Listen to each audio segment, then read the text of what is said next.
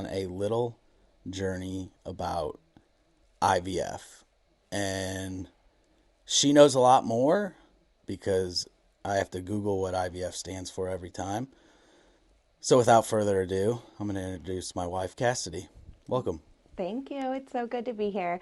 I was a little nervous to come into your space, but next time I'm thinking that you should come into my space in my classroom and do a little lesson in front of 18 of my students. What do you think? No, I'll pass. We Yeah. have two of our own, Yeah. so No, I want to see it. I want to see it. I don't know if I could times that by 9, if I could do that or not. Yeah. But so anyway, we had our first kid, and take it from there. And Yeah, so we've been married for 6 years, and we're parents to two littles, Lottie and Mac. And after years of infertility and going through the process of all of these things that we're going to talk about today, we're just so grateful to have our two rainbow babies, and they are truly such a blessing. And it's such a blessing to be able to parent them. And so I guess I can just jump into what happened from the start with IVF. And IVF can feel extremely isolating when you're in it, and it can feel like you're the only one who has ever done it or gone through it. And so I think that's why it's so important to put our voice out there and make people feel like they're not alone in it. And also to just offer support to people and let them know that if they ever need anything, that they can always reach out to us, and we're happy to support them if they're going through infertility, losses, IVF, anything like that. yeah, and clearly after our first child, which was on Clomid, which is a fertility drug, that helped with your PCOS. So you have that, Yeah. and so that in turn helped us have Mac, and then after that we had Yeah, so I can start from the top. So the first thing that happened was we actually got pregnant naturally by ourselves, and it ended in a miscarriage. It was an early on miscarriage, and you were actually, in Arizona. You had to fly back, and so that we could be there for one another. And then we decided from that point that we would go ahead and get on Clomid. Because we did know that I had PCOS, but we always think oh wow, it's going to be easy to get pregnant. It's always kind of that mindset of it's not going to happen to me. And I think that that's really where I stood prior to Mac. Was I never thought any of this would happen to me because, in school they make it seem like it's easy for everyone to get pregnant, right? And then you get into it and you're like, wow, it's not that easy. But with Mac, I joke that he's my $5 baby. We paid $5 for a little round of Clomid, and it worked the first time. He was actually conceived in Las Vegas, which was pretty funny. Don't tell him that. don't tell anyone that. That's a little secret. And then so we had a fairly easygoing pregnancy with him. It wasn't anything really out of the ordinary other than my blood pressure and things. And so he was a blessing. And then after that, we always knew that we wanted to have more children, and that I still never thought that it would be as challenging as it turned out to be, even after Mac. I thought Clomid would just work again, right? So We tried that. yeah, we tried that, and I actually got an ovarian cyst that was the size of an orange. That was the result of taking Clomid. So I did have surgery to drain that, and then sometimes you're forced into a little bit of a waiting period, and so we went through that, and then there was just so many negative pregnancy tests. And so I think month after month, after you just keep receiving the bad news, feels longer, feels harder, feels more challenging. And so we moved to a fertility clinic, and we decided to go to the route of IUIs. The first IUI, it didn't work. And then the second IUI, actually, I did get pregnant, and we realized when we went in for the ultrasound that it was ectopic. So the baby was essentially implanted into my tube. So we did 2 rounds of methotrexate, which did not work. And so we moved on to an emergency surgery, and that's where they took my tube because it wasn't savable. And during that IUI process, and losing your tube, we kind of, I guess, realized a little bit more about how precious life was in terms of like what we would have to do. Yeah. I mean, I think even during that, I, I was just holding on to like so much hope still. I still never thought that IVF was even really in the future. I thought this is going to work. Well, Everything I did, I thought it's going to work this month. It's going to work.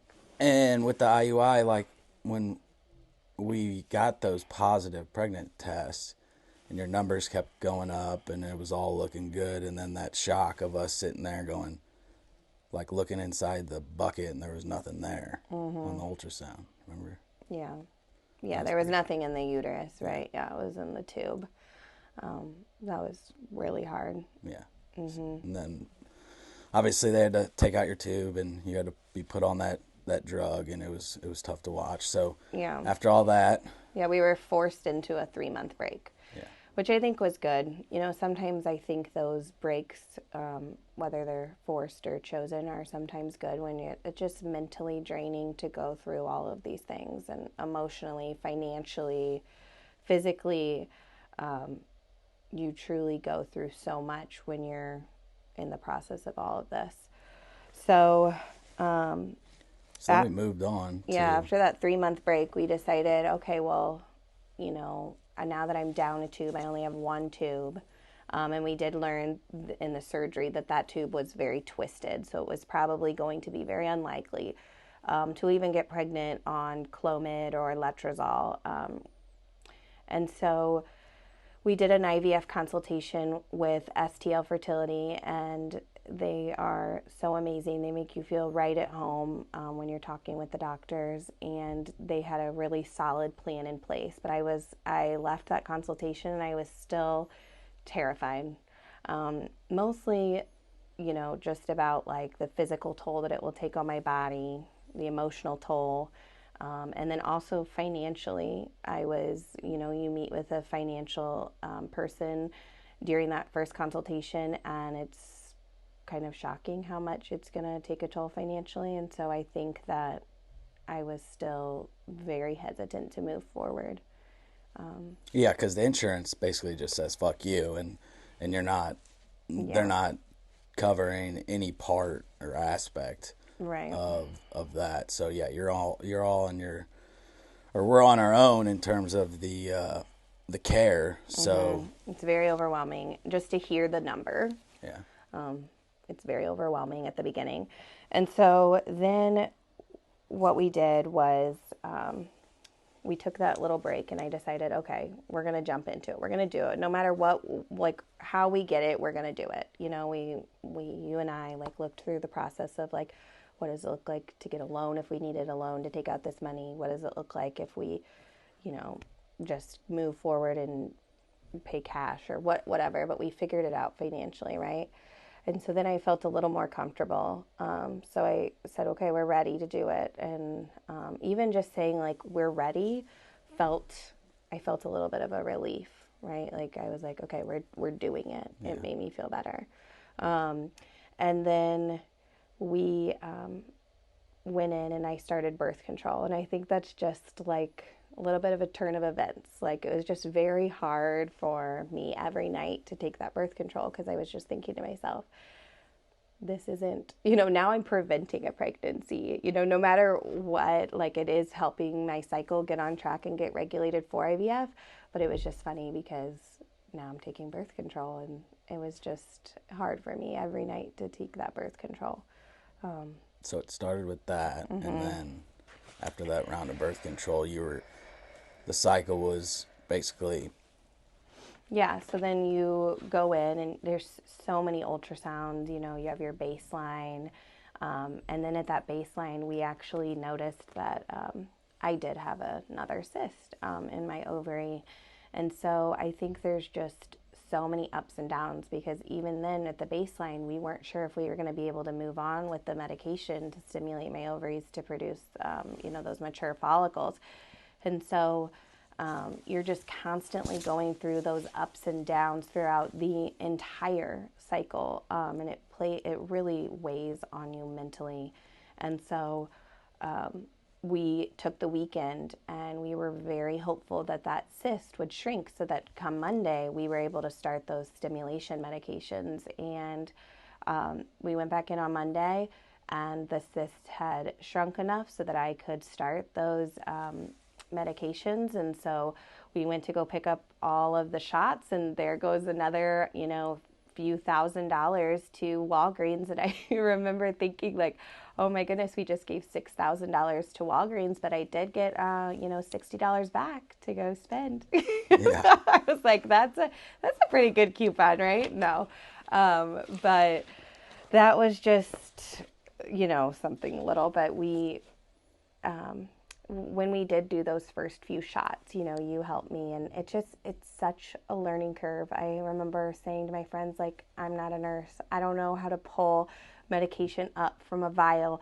I don't know is that the right place to inject it? And as much, remember we would watch those Yeah. videos on the computer, and we're just like constantly pausing, we're rewinding, we're trying to make sure we're doing every little thing correctly, because everything weighs so heavily on you doing it by yourself correctly when you get home. And And the whole time we still have Mac. We have our son to take care of yeah, while we're doing all this. So it's, it's a lot yeah, on the plate. And so I can't remember, to be honest, how many shots it started with, but I thought the same thing. I'm like, fuck, I was scared to death of needles, and to have yeah. to do that, I'm like, that every night, I was like, fuck. And I think one of the big things that I did was I had these little positive affirmation notes, and I just would stick them all around the house. Like, one is still hanging on our fridge, and I'm like, I'm not pulling it down. I still like love to see it. And it just reminds me of everything we did to get to where we are now. But I think those things helped. And then also, you had bought me that IVF journal, and you would write me little notes like, you are strong. And I just, I'm very sentimental, so I just save all of those things. And I still have like my IVF bucket, Yeah. and it was just like helpful to like lean on those things when I was scared of doing that shot. And I remember the first night, like I was supposed to do my shot by myself, because I forget, you went somewhere, right? And I was like, okay, I got to do this by myself. And you get in your head when you're doing those shots, like you just get full of anxiety. And I remember I forgot to put the alcohol swab like on the vial, like something so silly. But I thought, that's it, like I messed it up. And then so I called my nurse, and I think my nurse thought I was like a little bit crazy, which is okay. But I was like, I forgot to put the alcohol swab on the vial. And she was like, honey, that's okay. And they were just, you lean on those people. And my nurse had gone through IVF herself. And I think it was just nice. Like, I can pick up the phone, I can call my nurse, I can call my doctor. I know that they're there for me. Like, I knew that you were there for me, and I called you. I was like, I did it by myself. Like, I forgot to do this one thing because I was so nervous. But in the end, you just lean on those strong relationships. And so, we're getting ready for the retrieval. We know that we have a lot of mature follicles, and, I think it's just interesting because PCOS was my absolute enemy when trying to get pregnant with Mac, and with the second child, right? It was my enemy. Like, that's what was causing me not to get pregnant by myself. And then it became weirdly my best friend when going through IVF, because that's the reason that I was able to have so many mature follicles during that retrieval process. So we actually had 39 mature follicles, and that's not what happens to everybody, right? Like the process of IVF is different for everyone. There's many reasons why people go the route of IVF, and so it's not always that many follicles. It was just happened to be that way because of the condition that I do have of PCOS. And so from there, it's just a big waiting game constantly. You know, you're trying to see how many are mature, and then you're seeing how many fertilized, and then you're getting a call for how many day 5 blastocysts you have, and then you know you're getting a call for how many blastocysts, which are the embryos, how many you want to send off to genetic testing, and then you wait for the genetic testing to come back. And it's just, when people are going through that, it's just so important to take care of yourself, mentally and physically and emotionally. And I just remember I had to really try to focus on living in the present. And I really struggled with that, like thinking what I could have done differently in the past. What am I going to do moving forward? What's my future going to look like? And the present, staying in the present, was very hard for me. And I just tried to focus. I remember trying to focus so hard on just making those memories with Mac, soaking up the time that we had with Mac. And, you know, I'm so thankful. You know, I look back and I'm like, wow, we really got to spend so much time with Mac and really just like see who he's growing up to be. And I think it was a blessing in disguise that, you know, they're 4.5 years apart, because we really soaked up our time with him. And so, you know, you just take things and you know, you see the positive in it. Yeah, no, and our COVID baby Mac, obviously. Oh yeah, that's another Our story. life was a little different with Yeah. him because with COVID, everything shut down as soon as he was born. But going back to our IVF, like those shots initially, you know, there was a few, and it kind of, I thought it'd be a little easier, but then they just kept coming and coming, these shots, and then you're just like, when are these shots ever gonna end? And It that's almost kind of just when it just becomes like, messed up my mind a little yeah, I mean, and I think for you, maybe the shots got harder, I don't know, but for me, the more I did it, the more I was like, okay, I can do this, right? Like, I got it. bit. Yeah, there'd be some days you're like, oh, that was a good shot. Yeah. And then there's like other days you're like, ah, that one really hurt. Yeah. Yeah. But no You matter kind what of get it like little bruised. techniques and things, you know? And you just know, like I knew in the back of my head, I was like, I'm doing this. It's not only for me, right? It was like for my family. It was for Mac to have a sibling. It was for you and I to have a second baby. And I just would think in my head, like, you know, I'm going to do this. I'm going to be okay. And I always thought, what is my Christmas table going to look like in 15 to 20 years? Like, I want it full. I want a baby. I want another baby. It was just, I was very focused on doing that. And I think also I kept myself really busy. I was in my master's program. I was teaching full time.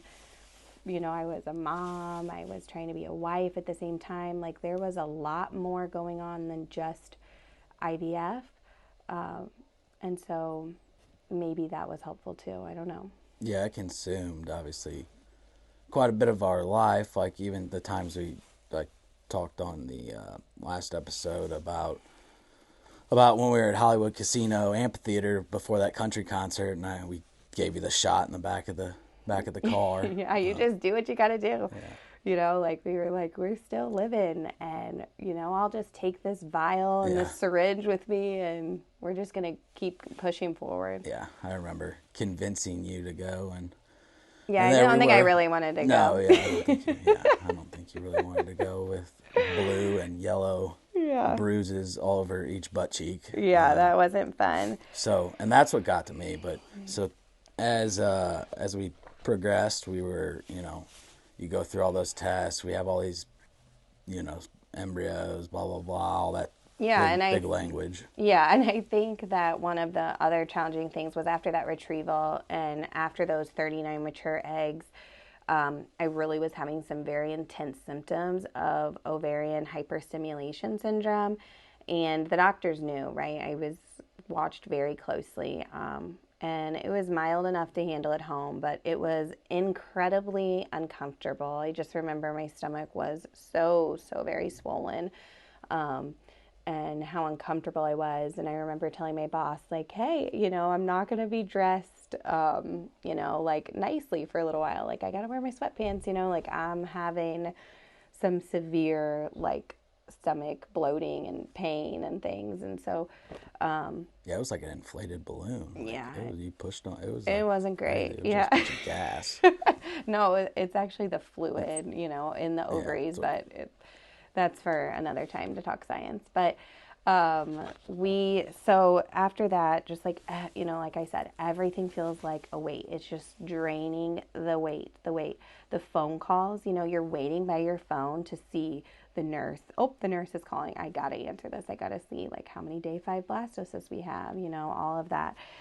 And so we were ready to transfer in June, right? But I really needed to meet with that high risk OB, kind of get on the same page, make sure that everything with my blood pressure was going to be pretty controlled with this pregnancy too. So then again, another waiting zone because we were like, okay, I gotta push it back to July. So we get to July, I start those transfer medications, and the shocking thing about those transfer medications was the retrieval shots are not a very big needle, and then you get to those transfer, the progesterone and oil, and that needle is pretty intense. I remember, and I will never forget the first night, and I truly wanted to run away. I think I was like, no, no, no. Remember, you were trying yeah, to give me me too. the shot. Me too. I was like, I can't. And I think that IVF truly shows you, like, you are so strong. You're so much stronger than you think you are. You are so much tougher than you think you are. Like, I was like, I have to do it. And I just got myself in the mindset, and I was like, I have to do it. And did it hurt? Yeah, it hurt horrible. And did it hurt more as we continued? Yeah, because then I was giving myself you were giving me shots into bruises, right? And, but you just do it, and we leaned on one another, and, I just, During that beginning, those needles were so little, and that's where I was like, oh, this will be easy. This was like taking care of a dog. And then those big needles come out, and you're like, oh my! Now it's like taking care of a kid. yeah, it wasn't fun. No. It wasn't fun. And so, I mean, then, you're doing all those, the progesterone and oil is truly the hardest one, in my opinion. And then the day of the transfer gets here, and everything's looking good. And I remember the doctor said to me, like, aren't you so excited? It's transfer day. Like, transfer day is here. And I remember to myself, I'm thinking, I'm really not that excited. I was, but you get to the point where you're like protecting yourself from the emotions, right? Like, you're almost like numb. Like, I'm going through the motions of this because this is what I have to do to have another baby. And I remember saying, like, I'm excited, but I'm more hopeful that it just works, because it was weighed so heavily on me, and I just wanted it to work so bad. And I know what it feels like to be let down on a negative pregnancy test, right? And so I was like almost emotionally protecting myself during that. And so you come to a point where you're like, I had taken probably, I don't know, hundreds of pregnancy tests throughout the 5-6 year journey in total. And I never thought that I'd see 2 pink lines. And then I have no self-control personally, so I was taking tests probably like day 3 after the transfer, which it's not going to show up, Oh, yeah. but I remember that. I truly was like, I'm gonna be checking this. And so that one day, I think it was day 5 after the transfer, a very, very faint line showed up, and here's me with my phone flashlight, staring at it, looking at it at all different angles, really trying to see if this pink line is real. And so then, of course, I was tracking to see if it got darker and everything. And every day it got darker and it got a little bit darker. And I was like, oh my gosh, this might be real, right? But you still have that, like I had had 2 miscarriages before. So you still have that kind of in the back of your mind. Like, is it going to work?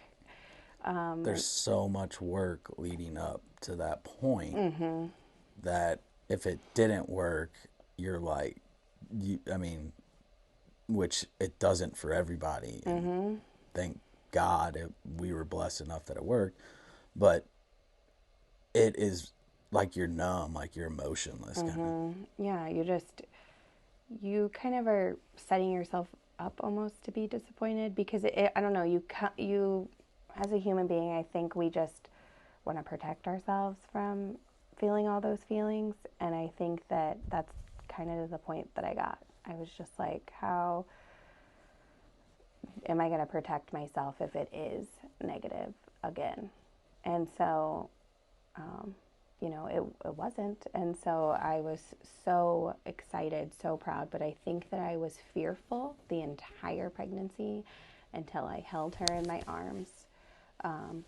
And that's, we just held on tight, like through the entire pregnancy. And every ultrasound I remember going in, I'm just like, is that heartbeat still beating? Is she still in there?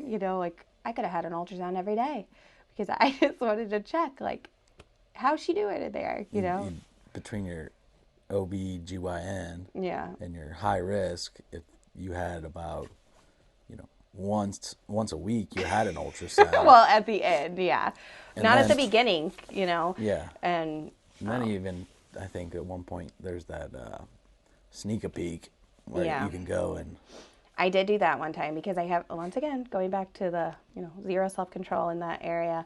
I think it had been like maybe 3 weeks since I had had an ultrasound, and this was when I couldn't feel her moving yet, and I was like, I gotta see, I gotta make sure like she's still doing good, and she was. But I saved like every single one of those ultrasound pictures, and I have videos on my phone of that first little heartbeat that we heard, and it just is an amazing feeling when you're like, we did it, like we made it. And I just remember like hearing songs in the car and like just like having all of these emotions, like our we song, made it, like we made it. And it was hard. I mean, I get emotional just thinking about it right now because it was a tough time. It was. And like we truly could not have had like a stronger group of doctors. Like we had our embryologist and like friends and family. And I think one of the biggest things for me was it felt isolating. When you're in it, you feel like no one's ever gone through this before. It kind of feels like that when you're home alone and you're doing the shots by yourself. You feel like, oh my gosh, no one has ever done this before. But then I found this almost community of people, and I was like, okay, there's a lot of stories with people who've gone through IVF, and like I want to hear their story. And I think that just like hearing other people's stories, even one of the doctors at STL Fertility went through IVF herself. Just like hearing those stories, they empower you. You feel validated. It gives you so much hope.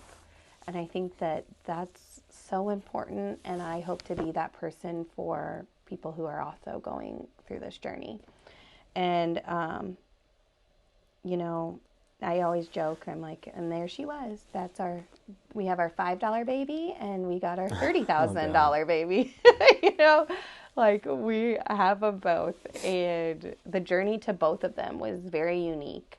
And I'm just very thankful. We never really got to see, honestly, either of them very well in the ultrasounds.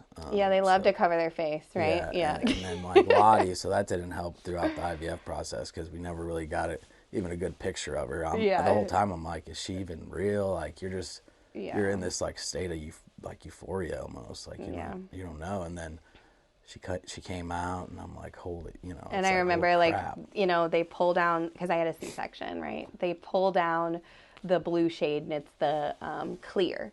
And the first thing I thought was, oh my gosh, she looks just like Mac. She's so much Yeah. smaller, but she looks just like Mac. And I was just so thankful. And we have that such cool photo of the doctor, like, holding her up, showing her to us. And it was just an amazing moment. I think one of the most incredible days in life is meeting your baby, One, It's one in truly, 400 trillion odds of being born, and yeah, it's a miracle. so that really was awesome for us. Yeah, So it was such a huge miracle. when she came out, like, obviously you were sedated and under the knife because of the C-section, and I myself, me, I couldn't stop crying, and just like now I'm crying, and you're not crying, but we have two different. I'm a soft Cancer, and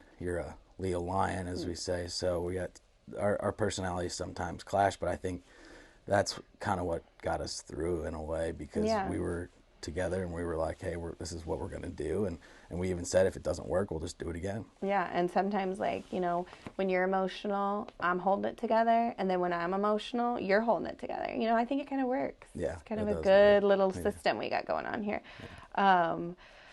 But what else did It was, yeah, no, I mean, and I always say how hard of a load it was for you to carry. Was just like, you look back and you're just like, man, that it was tough, like, to watch you do all that, and now I can see like how strong you are, and the courage it takes, and all that different type of stuff to actually you know withstand the torture. Because, like, I joke how I was taking my Zepbound once a week. I'm like, oh, this sucks. Or my testosterone, when my Yeah. testosterone was low, and I was taking testosterone, and she's having to give me a shot, and it's once a month, and I'm over here whining like a little baby. Yeah, I love And to give you a hard time. yeah, and meanwhile I thought to myself, holy crap, I gave her a needle 4 times the size of this needle, and every single night at 8 o'clock. Like, Yeah.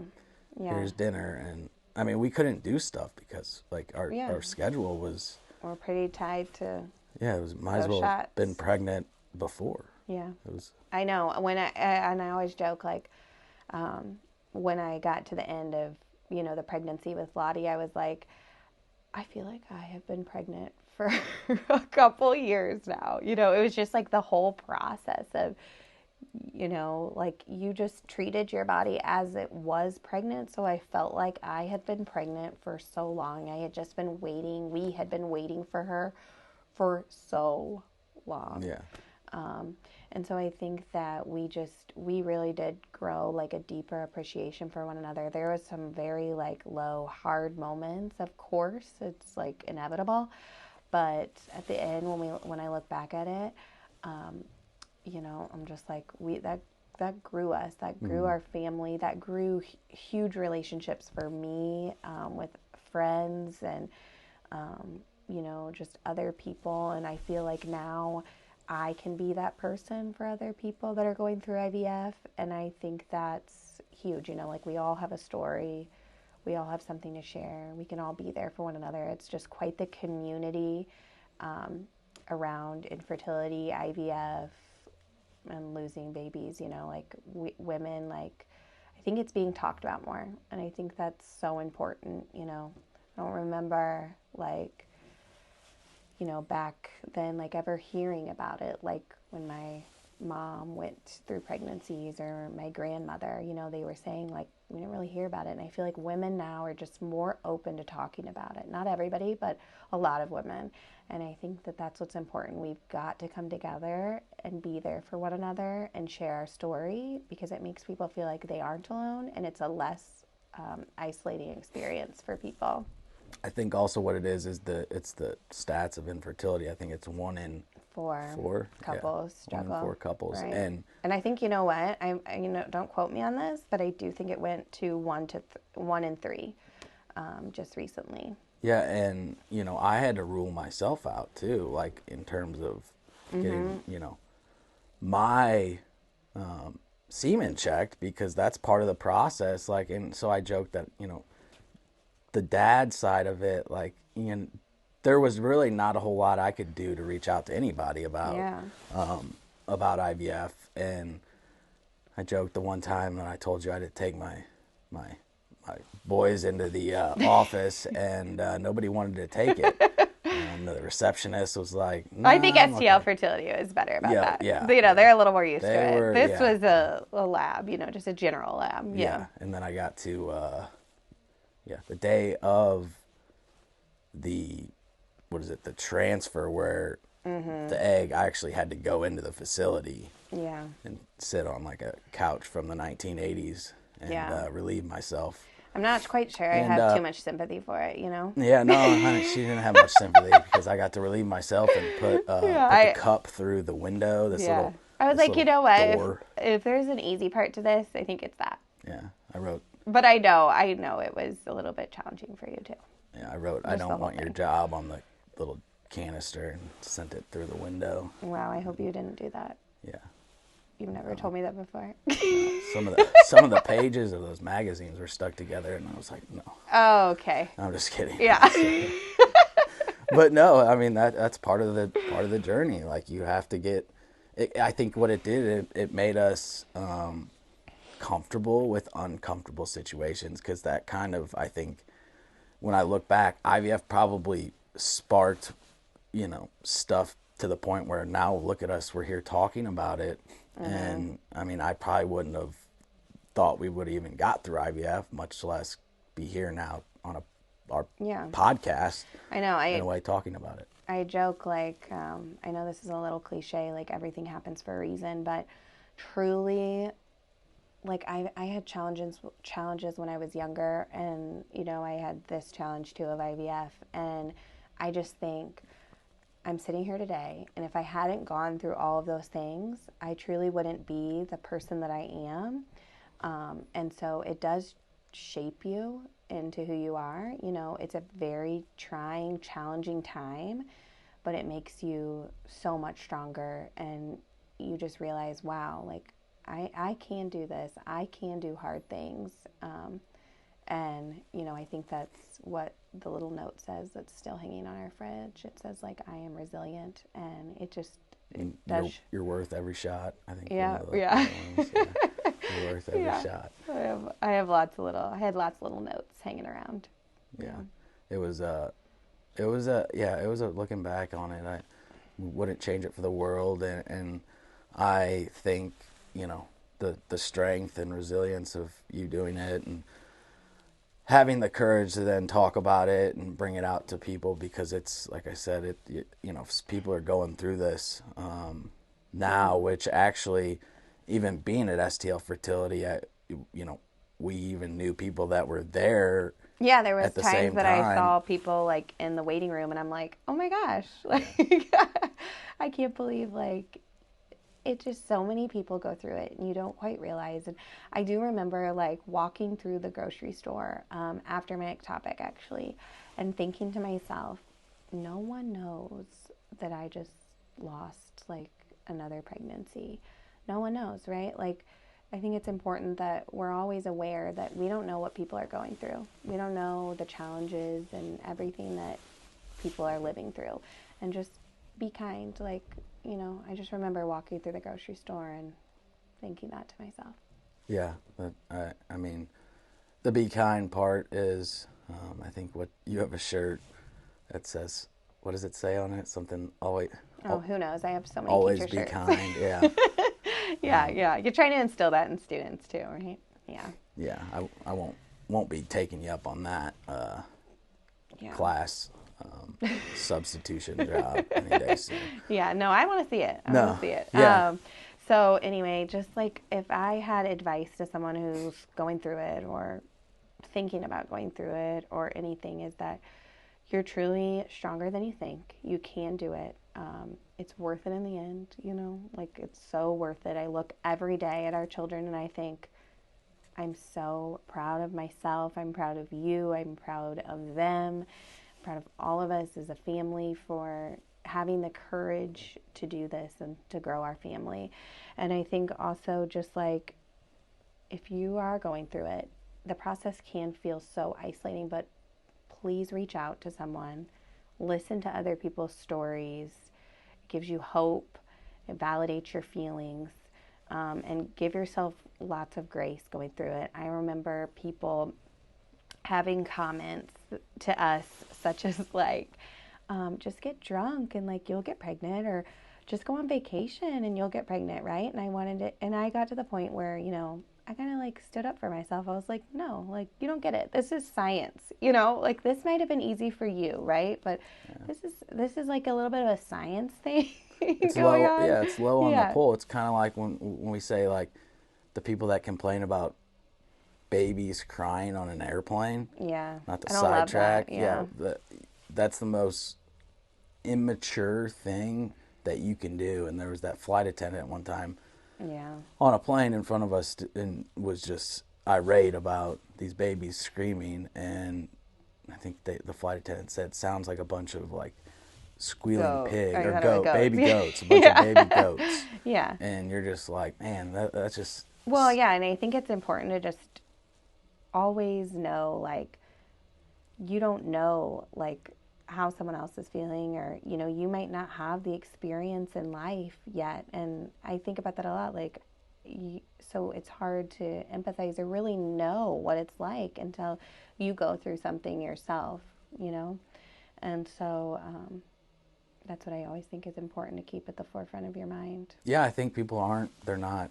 I don't think people are open to listening to others, and it's the old cherished beliefs. And when you can't put yourself in somebody else's shoes and you can't have empathy, then I don't think it's a great world for you to be in. You're just gonna be basically living to die, which is, Yeah.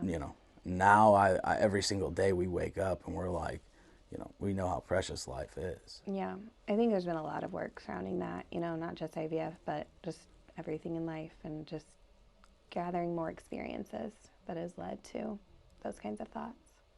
Yeah. Well, no, I'm truly proud, and I know if I was a woman or a man, that was going through IVF.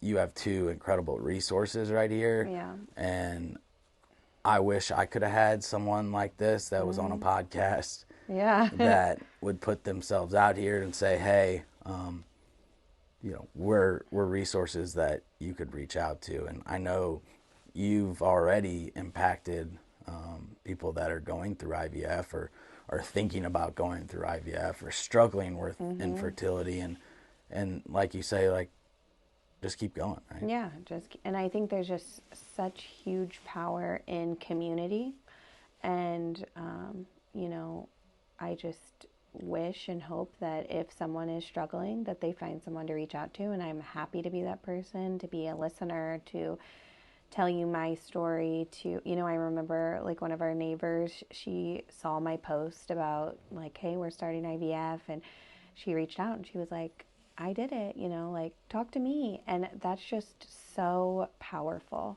And you realize, like, there's other people that have done this, and I can talk to them, and I can feel like validated, and I know that I'm going to be okay. Yeah, that it is true. And those are your allies, and those people, they really care about your well-being, because they reach out and they want to help you. Yeah. And that's a whole different level of character, a level of growth, that's instilled in somebody, and not everybody has that.